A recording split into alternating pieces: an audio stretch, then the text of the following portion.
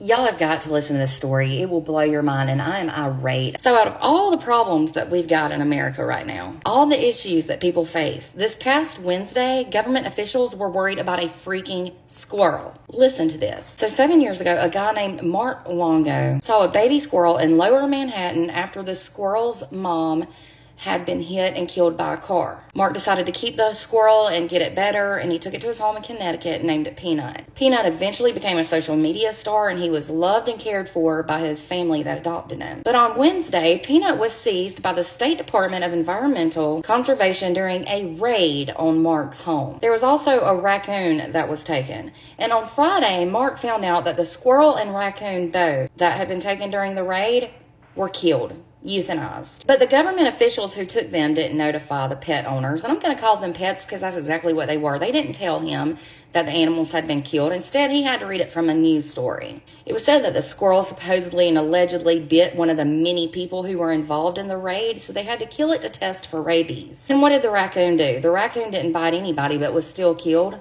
They were seriously someone's pets. Mark said he was feeding his horses at about 10 a.m. on his sanctuary, where he keeps a bunch of rescued animals, when about a dozen officers came to his house to do the raid that lasted about 5 hours. He said they left their home just completely turned upside down. 5 hours, 12 government officials. Think about all they could have accomplished on bigger things during that time. He said they treated him and his wife like they were DRUG dealers or terrorists. They asked his wife her immigration status. Reportedly, she's German. They also demanded to know if there were any cameras in the home, and they kept him detained the whole entire time.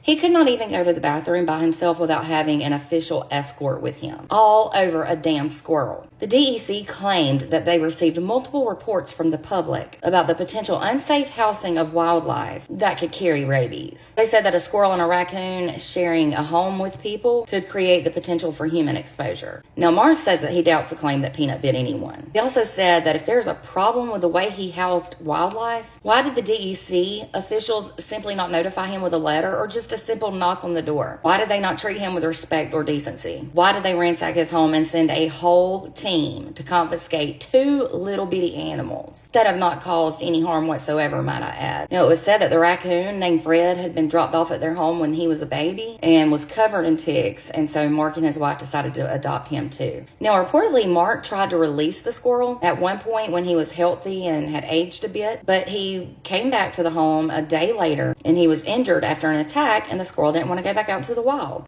It was said that ever since, Peanut was a happy, free-ranging house squirrel and never wanted to go outside again. He also said the squirrel even became best friends with their cat. So he became a sensation on social media and gained more than 500,000 followers on Instagram. And even better than all of that, Mark said that Peanut inspired him to buy a farm called Peanut's Freedom Farm Animal Sanctuary, which is now home to rescued horses and cows, goats, and more. And it was said that most of the contributions that were received by the nonprofit were donated because of the attention and love that Peanut got. Mark said that Peanut was the centerpiece of the organization that goes out and rescues other animals that need help, and that they were not trying to hide him. They put him all over social media, and he had been on TV before. Mark has now said that he doesn't know how he'll continue to fund the sanctuary without Peanut, but he wanted to publicly thank Peanut for 7 wonderful years with the family. Shame on you, DEC. You really screwed this up. Y'all got all kinds of animal abusers out in the world, yet you chose this one family who chooses to love them and rescue them. Sounds like your priorities are screwed, and y'all need to reevaluate. You should be ashamed. Let me know what y'all think in the comments. And for more content, be sure to give me a follow. I'm going to go cool down now.